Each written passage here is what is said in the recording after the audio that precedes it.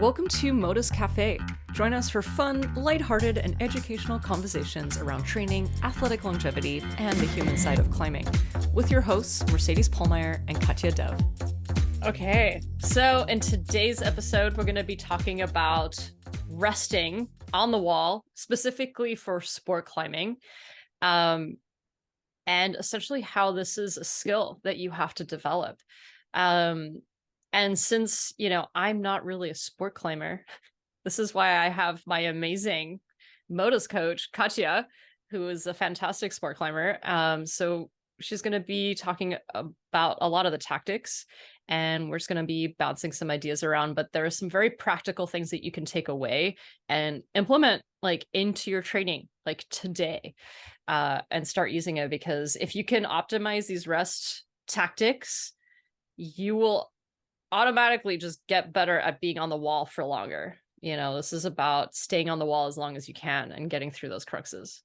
So yeah, let's get started. Katja. Thank you, Mercedes. Yeah, I love what you said. I definitely think resting, being able to rest on the wall as a sport climber or as a track climber is a big skill. And sometimes there's this debate about whether or not a climb is soft or hard for the grade or what grade it is, depending on how well people can rest on a route. It can make some routes easier, but I very much believe that's part of the sport. That's part of the game. It's part of a skill set to have as a climber. So I don't see it as, she's able to rest on the wall, so the climb is easier for her. I'm like, yeah, but that is a skill in itself. Because that's definitely something I hear sometimes. It's like, oh, she's just really good at resting, so of course it's easier. But again, resting is part of the skill set that we can practice. And that's the first thing I want to tell people, to practice that even at the gym. Warm-up routes, you can start practicing even when you warm up, just finding different resting positions. They don't have to be very long, because if you're not pumped or if you're not exhausted, it's harder to want to rest long. Or then when you practice in the gym on your projects, definitely just practice to rest regularly. Make it a part of your habit, every time you climb, for sure. And sort of the most important part of resting, the overarching theme, is to be able to relax when you rest. So some of these points that we'll be able to talk about, we're going to talk about in a minute here, kind of all fall under the umbrella of being able to relax while you rest, because that's very, very important. I know you're not a sport climber, Mercedes, but do you have any tips for folks on how they could relax while they're on the wall? I think some easy ones to think about, especially when it's in your warm-up, you can start thinking about taking some breaks on the way through the route. So maybe you climb 3 or 4 moves and then just stop for a second and relax through your shoulders. And you can also relax through your grip as well. Because oftentimes, I'm a boulder, I'm going to overgrip everything. And so I'm really trying to work on relaxing my grip as much as possible. And it's hard to do. But these are 2 things you can think about in your warm up, just to start relaxing, is relax through your shoulders. And that means actually taking some of the tension out. And so in the video here, I'm showing my shoulder kind of coming forward or coming up as you're trying to relax. And then just seeing how little you need to grip as you're holding onto the hold. I think most of us overgrip. There is definitely just enough that you can hold on to without wasting too much energy and in each grip. So those are the 2 things that you could do in your warm-up. Yeah, absolutely. And I would just emphasize for everybody to try to practice relaxing, especially their grip, and really just testing out how much can I relax my grip before I actually fall off.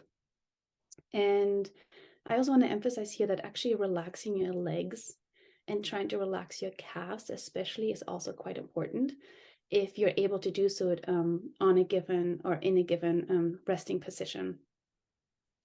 And the next thing that kind of goes relaxing too is trying to maintain circulation or improving your circulation. So This could be, shaking out your arms, keep your arms moving as you're resting. This could even just be slapping your thighs if that's something that works for you. Again, as always, practice these techniques or try them out and see how they feel for you. And then obviously, breathing is very important for resting. So, depending on where you are at a climb, you might be quite out of breath by the time you get to a resting position. So, the first thing you want to try to do is bring down your breathing rate to slow down your heart rate. And I really suggest if you've listened to our episode on breathing, if you haven't listened to the episode on breathing, you should go back and listen to it. But I talk about nasal breathing quite a bit and how beneficial nasal breathing is to us.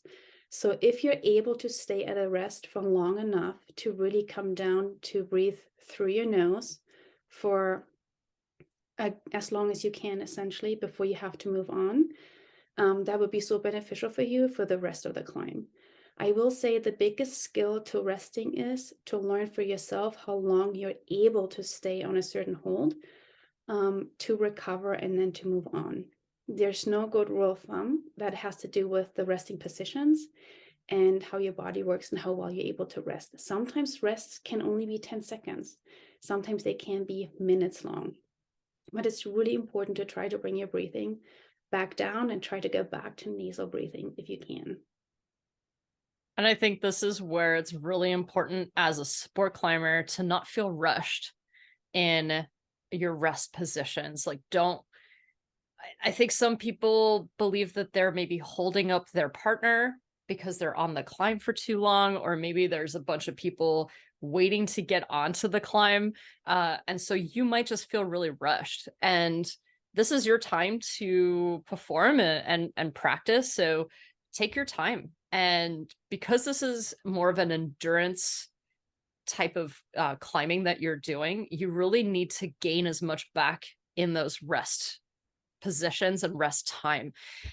So, like if you know that you have a section coming up that is going to be like 20 seconds of really hard climbing, you might need to be in that rest position for several minutes before you even start climbing into that 20 or 30-second hard section. So, take your time. And um, again, going back to the skill of learning to rest, like when you first do the shaking out, like having to switch your hands and like shake out, and then you switch your hand again and shake out, you might be breathing really hard for a little while, like maybe 10 to 15 seconds before your body starts to regulate itself again. And then you're able to go back to that nasal breathing and your feeling comes back into your hands. So you do have to be patient with some of this stuff and practicing. I really like the tread wall. If you have a tread wall that has an automatic stop as a mechanism, then you can practice a lot of this and figure out, okay, is this shaking out making me more pumped, or am I getting something back from this? And that takes training, and it takes time and patience. So yeah, like be patient, like during those rest times. Yeah, thank you for sharing that, Mercedes. It's actually really important, and sometimes it's interesting that sometimes there are no hands rests, so there should be really good rests on routes. And sometimes it's harder for climbers to rest on the no hands rest, like let's say there's a ledge or something or a knee bar, because we get anxious. We feel like we need to move on. But it's so important to try to sit with that anxiety and really, really make sure your body is well rested, especially in no hands rest. And keep in mind that if you have a partner, for one, you can communicate with your partner and be like, hey, listen, I'm going to rest for quite some time. And, chances are good that your partner is going to do the same route and rest for just as long. So you get to return that favor. It's a give and take, as always. I have two more suggestions that can help relax, especially on the rest on the wall. But I feel like these are actually also two examples that people can use even while climbing on easier terrain between cruxes. But they work particularly well for rest positions. One is the spotlight versus the floodlight, so changing your focus, which is very simple. So the idea is that instead of staring at your hands right in front of you, For one, that can make people extra anxious because they're looking at their hands and they're worried about using too much strength. But also, it provides sort of that spotlight focus, the spotlight focus that's really like focused on particular points in front of you, versus the floodlight focus, which is kind of a more diffuse focus when you stare into the distance. And this is actually a way, it's a psychological trick of how we can relax our bodies and tell our bodies we're safe, is by staring into the distance. And the idea sort of is to get out of the fight or flight modus. When we fight or flight, because we're running away from a tiger, which we're not doing, but sometimes we act like we are, we have to have this really intense focus. That's not very relaxing, and that's okay if we need that for a crux move. But for most of sport climbing, we don't need that intense focus. What we need to do is actually relax. So it can really help to stare into the distance if you are able to, and to just help your body relax. This can also really help for people who are nervous about falling. Astro climbing, that's another technique for that as well. But that's for a different podcast episode. I'm sure we're going to talk about that too. And similarly, so that's a similar technique, is to use your senses to relax on the wall, especially when you're resting. But again, you can use this on easier terrain too. I personally love to use smell. So this might sound weird, but I love to smell the rock. Every rock has a different type of smell, and it really helps me. And what it comes down to, it's not about how the rock smells, but it has to do with the fact that I'm using my senses to kind of anchor into my body and not be so stuck in my mind that might be anxious or worried. So it really helps me relax. Other ways of relaxing is to try to feel the sun on your skin, to try to listen to the sounds that the leaves make in the wind, or if there's any birds around. Those are some other ways of how you can use your senses to relax on the wall, especially while resting. Those are actually some of my favorite things to do. And then I have 2 more points, Mercedes. Should I just keep going? Do you have Well, anything you want to add? yeah, the last point, which is really interesting, where the focus is outside of your body, Mm-hmm. you know, and these rest tactics really do go hand in hand with being able to manage your anxiety and your fear. And so these are tactics that you can use when you are maybe struggling with some self-doubt or fear, or something unsafe is going to happen. Like, just remember that you have all of these tools that you can use. And sometimes communicating with your partner, like, some partners may just yell certain things like, remember to breathe or keep breathing, but if you have some cues that really do help you, maybe tell your partner, like, hey, can you remind me this thing when I'm at this section, just to help bring yourself out of your body, and focus on something outside of your body to get that relaxation again. Yeah, and like with any technique that we practice, we always encourage people to practice this on easy climbs, right? When they first learn a new technique or skill, and that's true for any of these kind of mental tricks or mental skills as well. To practice this on the easy climbs first, so it becomes second nature, it becomes like something you know already. Because when we tend to get stressed on difficult climbs, we tend to just forget all the things. Like, we forget to use our feet, we forget to use attention, similar to our breathing and to our mental focus. So just a reminder for people to try to practice this, especially when warming up. It's always such a great time to practice. Cool. Thanks for reminding us of that, Mercedes. The last 2 things that I have, one is resting positions should be part of our beta. They should be taken as seriously as any move that we do on the wall, and they shouldn't just be dismissed, or these are just resting positions. Now, what do I mean with that? One, I mean with that, figure out how to hold a hold so it's useful to you. Don't just assume it needs to be held one way. Try different things. Take some time to figure out different ways of holding a hold that's more comfortable to you. Try different finger positions. Is the open hand drag going to be more efficient? Most of the time, it probably will be. Play around with that. Can you shift your hips? Try shifting your hips left and right and down and up. See what helps you relax. See what stabilizes you on the wall that gives you the most efficient rest. Um, Brush those holes. Brush your resting holes, just like you would brush any other hole. That's just as important. And of course, if you can, find fancy techniques like heel hooks, toe hooks, knee bars, if you can, anything like that. Of course, a ledge where you can get a no hands rest. Sometimes I've even been able to put my elbow, kind of like an elbow scum, into something, or like a jam, to just help me rest and help me rest in the way where I change my grip positions. That has been very helpful for me. So that's one thing, make it part of the beta, really take the resting seriously and spend some time figuring it out, because that could be the difference between a send and a not send. Yeah, and the last thing I wanted to say is we kind of talked about mental focus a little bit, but especially at the end of my rest. So actually, I do have different phases when I rest. You know, there's the calming of my breath phase where I'm just trying to get my breath down back to nasal breathing and I'm relaxing. Once I'm able to relax, I do the sensory work, you know, where I smell, for example, or I listen to the birds.